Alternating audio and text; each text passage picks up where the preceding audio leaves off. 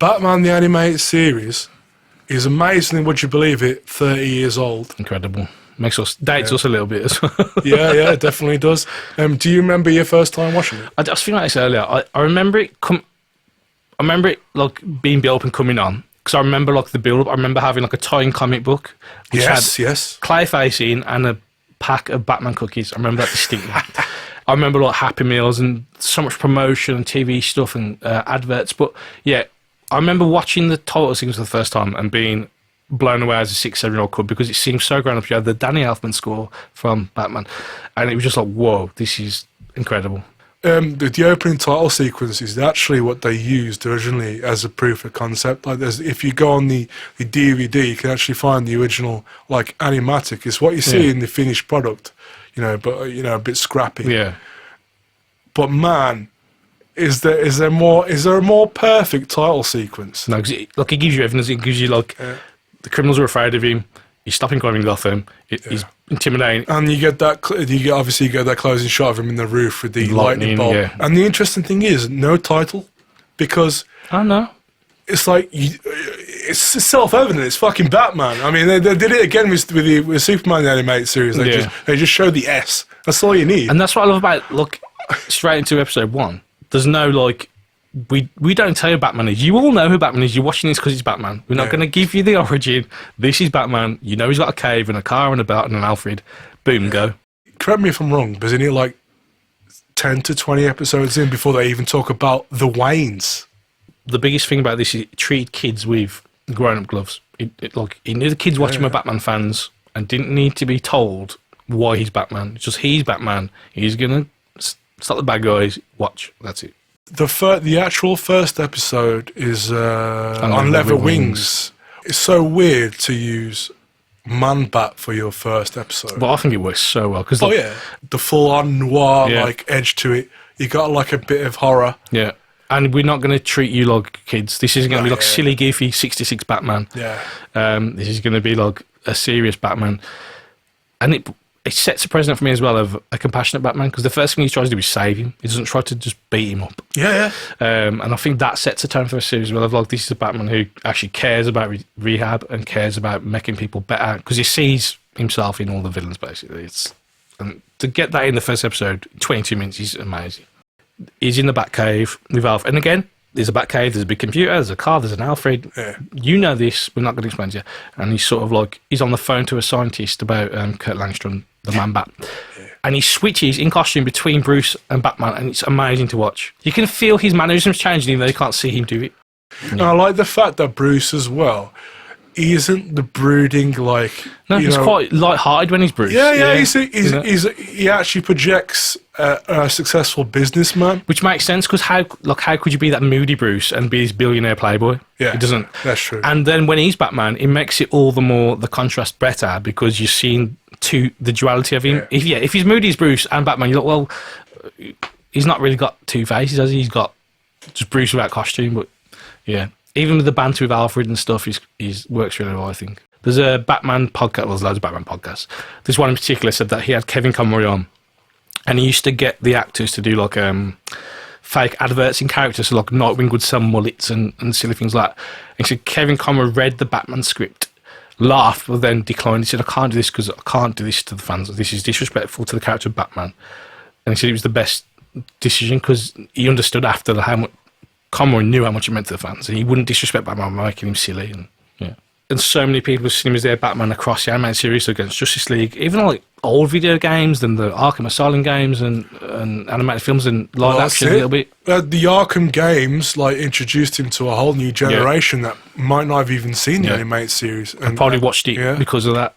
Yeah, probably. And that's it. I didn't realise as well, it's a reason he was a gay man, and the struggle he had, and he did... DC did like a Pride comic, and I was reading panels yesterday that people posted, and it's amazing really that part of that was how he got Batman, because he said he felt the duality, especially living the AIDS epidemic in the 80s, the duality he felt of like being one person one place, one person another place, and that's how he got Batman's voice out of him, and that's incredible really. It's interesting with Batman Beyond that he got to play an older version of it.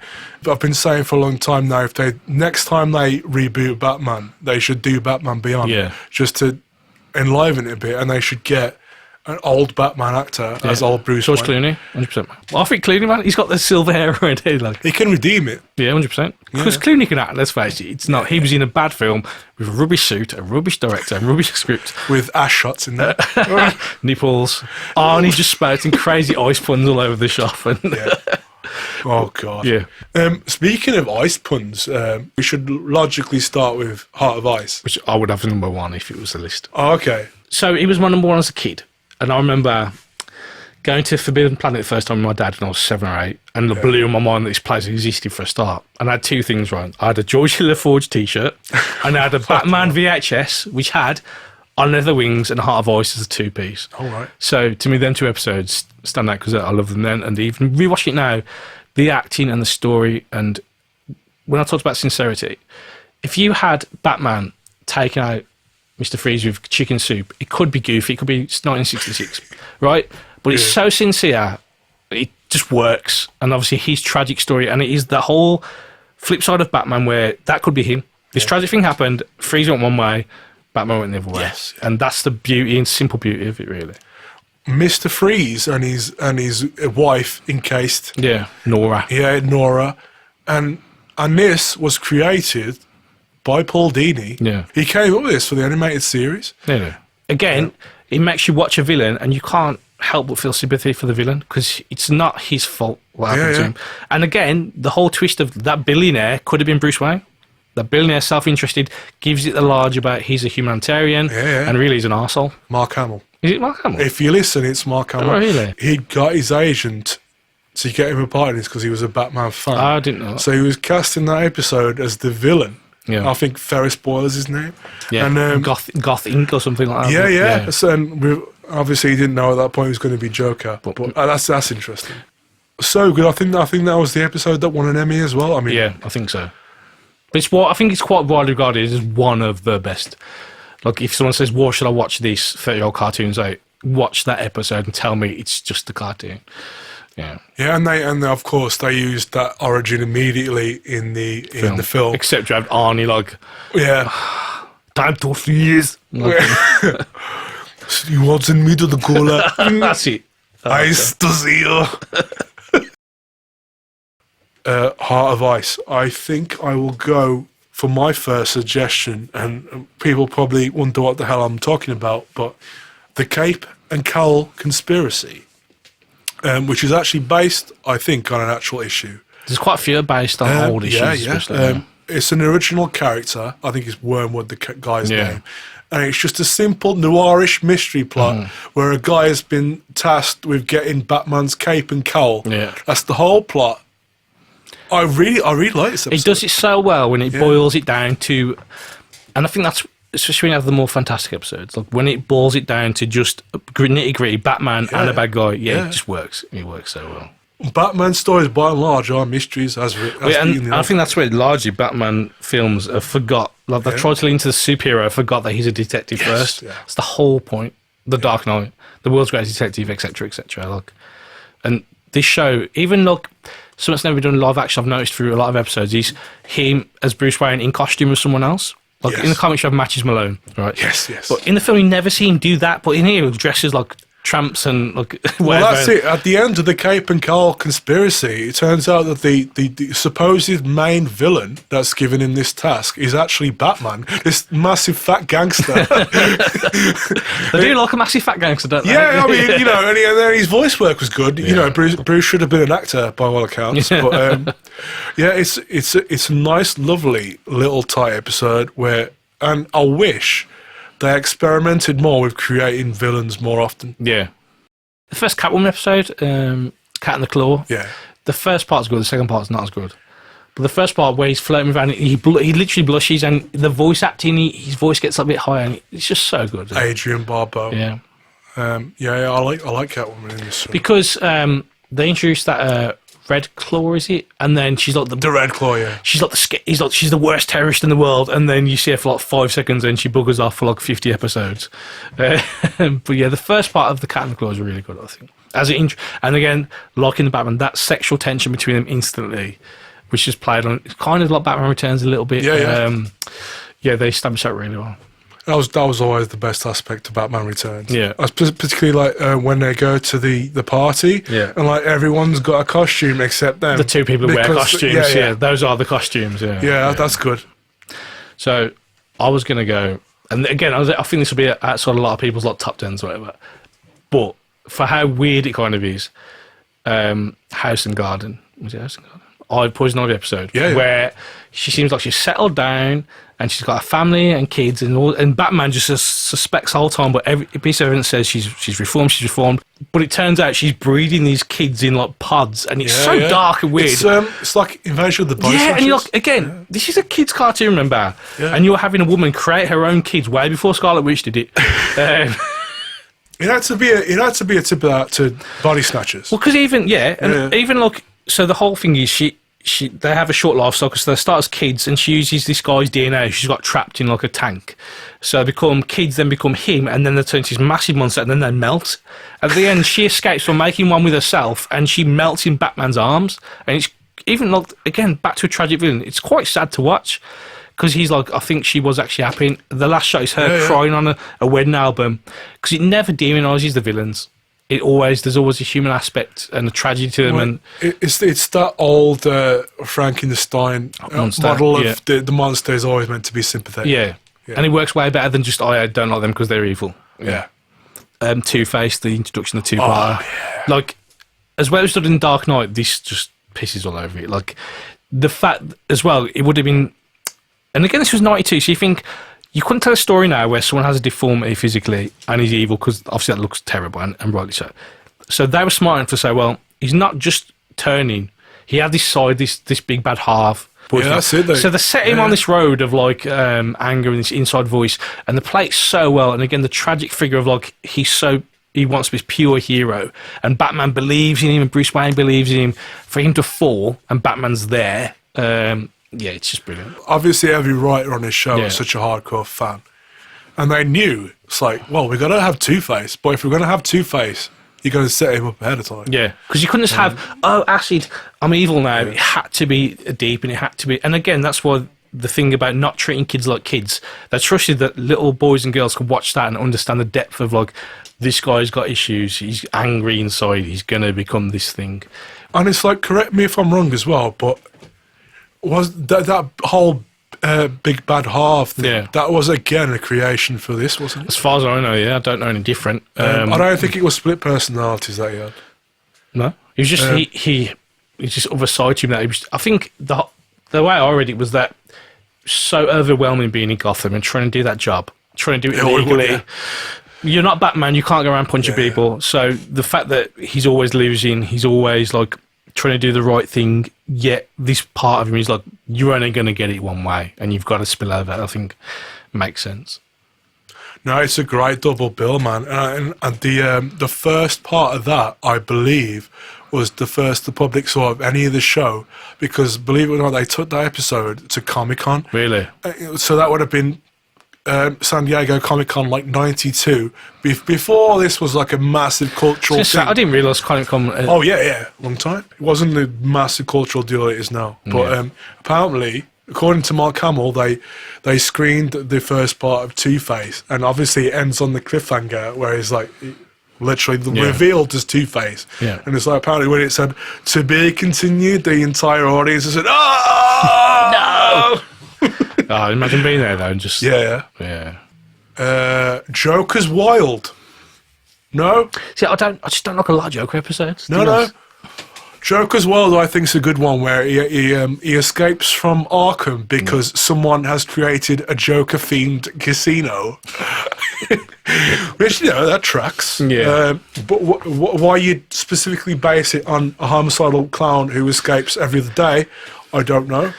But it's a good action-based episode, and I think it has one of Mark Hamill's better Joker turns in it, because he's got to play a Joker that's like green with envy, and he's absolute like disgust at being used as a marketing tool. I find quite funny. Well, it's one of my favourite Joker episodes. Probably is the Joker's fish. Well, I want to legally make money off these Joker fish, and they're like, well, obviously you can't trademark fish. Yeah, the laughing fish. Yeah. The Joker's Wild and the Laughing Fish are really good, and that's got the Laughing Fish has one of the most like scary Joker moments where he breaks into that dude's like patent office. Yeah, because he's like, it's so unpredictable, and you can see the dude's fear of like. He even says to Batman after, "Why has he chosen me?" And Batman's like, "Because in his mind, that is the joke. You are nobody." That's hilarious. But I think my favourite Joker performance is not even Joker episode. It's in The Man Who Killed Batman. Yes. Where you see him for a little bit, and he's so angry that he doesn't get to kill Batman. Again, dark. He traps this guy in a coffin and drops him in a vat of acid, and you're like, well, that's Joker distilled down to me. Like, is that when he gives the speech about Batman being dead and like basically life now has no purpose? Yeah, and that's the whole thing with Joker is that he needs Batman. No, that is a great episode, The Man Who Killed Batman. Again, it's like it's not about action. No, there's hardly anything in it, and there's hardly any Batman in it. Yeah, but so many episodes are about the concept of Batman in Gotham, where he exists as this like over-towering figure, and everyone sees him differently. POV does this as well, really well, where you see like the cop's point of view, the criminal's point of view, and it's the whole point of like they know he's out there, so they're trying to be criminals still. They know this guy is there somewhere. It's just brilliant. It wouldn't be my top 10, but Mad Love, which I know wouldn't awards and stuff. There's a part in Mad Love, right, where Harley Quinn, there's a shot between, she's got lingerie on, there's a shot between her legs of Joker, and you're like, that's one thing. Then she crawls on the table in front of him in this lingerie and goes like, don't you want to rev your Harley? Yeah. And you're like, what? Like, they got away with that. And Joker doesn't want to know. He's like... Yeah. Mad Love is actually a Paul Dini graphic novel. They just like one-to-one adapted it. And that's a line from the book. And apparently they did get some shit from the executives about it. But they still let it through. But to me, that shot is worse. It's a shot between her legs, which is pretty like on the... Yeah, it's very on the nose. Well, not on the nose, but it's like... Fair play for him for being brave enough to do it. But again, I suppose as a kid, I wouldn't have thought anything like that. I would have thought it was funny that she's saying, "Do you want to ride your Harley?" I wouldn't think it was sexual in any way. So I suppose that's why it works. But Mad Love is a good episode because essentially what Mad Love is about is domestic abuse. Yeah, an obsession. Because she can't break away from the Joker, even when Batman points out to her that he's just using her and stuff. But he doubles out because he says to Joker after, "Look, She had me closer than you ever did. I was going to die. I was chained up. I had no escape. I only had the fact that you'd be so jealous." But I'm not really a fan of the redesign. It's a few years later, isn't it, as well? So the fact, maybe that's why the redesign is like, well, maybe our audience has moved on. But you have the same titles. You have the same voice actors. You have the same tone, storytelling generally. I mean, I understand why they did it. But are you not going to say? Are you going to say Over the Edge? Yes. Over the Edge. What an episode. I mean, it's good. But if you haven't seen Over the Edge, it opens with Barbara Gordon as Batgirl dying and Jim finding out about it and launching an attack on the Wayne Mansion, which is an incredible scene. Like they're firing off rocket launchers and firing machine guns. Yeah. And I remember watching it first run thinking, oh shit, is this like the last episode? That's what I mean. When you know you've got X number of episodes, why not do crazy shit? Another episode I like is If You're So Smart, Why Aren't You Rich? Which is the Riddler. Well, believe it or not, this is the first of only 3. He's in a way the perfect villain because I don't like episodes or comics where Joker is physically fighting Batman. It doesn't work. So the Riddler to me, the superiority of it and the ego of it is just the polar opposite to Batman, and that's what's brilliant about him, really, isn't it? The fact that he can look down on Batman, Batman's meant to be the smartest around. Yeah. One of the many amazing casting choices of John Glover. And of course, he's not the only DC villain he's played. Lex Luthor. He's played 3. Can you name the other 2? Wasn't he Lex Luthor's nephew in Superman 4? Dad. Was he? I'm thinking of... In Smallville. I'm thinking of someone totally different. You're thinking of John Cryer? John Cryer, yeah. Yeah, so Lex Luthor. Lionel Luthor. So who else was it? He was also in Batman and Robin. Yes, he was. Poison Ivy's scientist friend. Yeah. I can't. I say friend. He was like invented poison. Didn't he like kill her or something? I can't quite remember the character's name. But he was in the lab with her. He's Plastic Man. I can't remember the character's name now. But yeah, he's played 3 DC villains. Okay. The Ra's al Ghul. Yes, the Demon's Head. Just Demon's because Quest. they're faithful to the Denny O'Neil Batman, Yes. shirtless but with the cowl on, Yes. with the sword, and Demon's Quest, Danny O'Neill's probably like seminal. He's top 5 Batman writers, man. But yeah, that is quite faithful to that original story. Because didn't he sort of drag Batman away from the campy, like, 50s golden age nonsense into, like... Yes, this was the 70s, so it was post the show. Yeah. And Batman was sort of in the doldrums. No one cared anymore because he got turned into a campy joke. Yeah. But, him and Neil Adams working together on art, he came up with basically his Moriarty. Yeah. In Ra's al Ghul, and what a great concept, man. Yeah. And to have a villain as well that's like he completely respects Batman and his intellect. Yeah. Refers to him as detective. Only ever calls him the detective, doesn't he? Yeah. And played impeccably by David Warner, who also died this year. Fantastic stuff, man. Robin's Reckoning's up there for me. Again, because he's so sparingly used. And it's smart because they couldn't have a kid being in danger, so they explicitly say he's in college and that's why he's not around much. Yeah. And the fact he's starting to build this animosity towards Batman because at that age he's trying to be his own man, and then Batman, it turns out, just to protect him because he said, "I don't want you getting hurt," and it's not about you having vengeance against Tony Zuko and stuff. But the whole storytelling of like in the circus, again, you don't see it. You see them swing and you see a broken rope swing back and you see his reaction. Just visual, beautiful, simple storytelling. Batman trying to teach him compassion, isn't it? Because at the end, he lets him go. He has him, and then Robin just walks away, doesn't he? Do you like this version of Robin? Yeah, I do. Yeah. Because it's kind of, he's got to be like a contrast to Batman. He's got to be lighter, but he's also even when he's pissed off with Batman, he says when he's after Zuko, he goes, "I've been taught by the best." So the respect he has for Batman is huge. Batman says to him at the end when he saves him, he goes, "I need to know how badly you want him." And you're like, "Oh, that is so good," because he's like testing him on like, "Do you want this life with me?" Or again, one line. You don't. That could be an episode of like, "Should I get him involved?" But that one line encompasses loads because you know what it means. You know what it means. I nearly had him or something. That's a good episode. Oh yes, almost got him. Almost got him. Yeah. Where again, talking of Batman in disguise. Yeah. But the fact that you've got just like these villains playing poker, telling their stories. So there's Joker, there's Penguin, Poison Ivy, and Croc being... it turns out Croc is Batman. Yeah. Oh, Almost Got Him is amazing. Yeah. Again, it's not even Batman-centric, and it's just people talking. And again, Batman has, like 2 lines, and at the end he's like, "I'm pretty good with traps too." Yeah. Really, that's like the villain story. That's their sympathy of like, we're trying to get this guy who's bothering us constantly, but we're just never quite close enough. And the Penguin's very like erudite and very he's like his Swallowthosaurus in that is very like, maximum Penguin, I think. Yeah. That version of him anyway. Why they can't just do a HBO Batman series? Yeah. It's made for it, a detective series. He's made for it.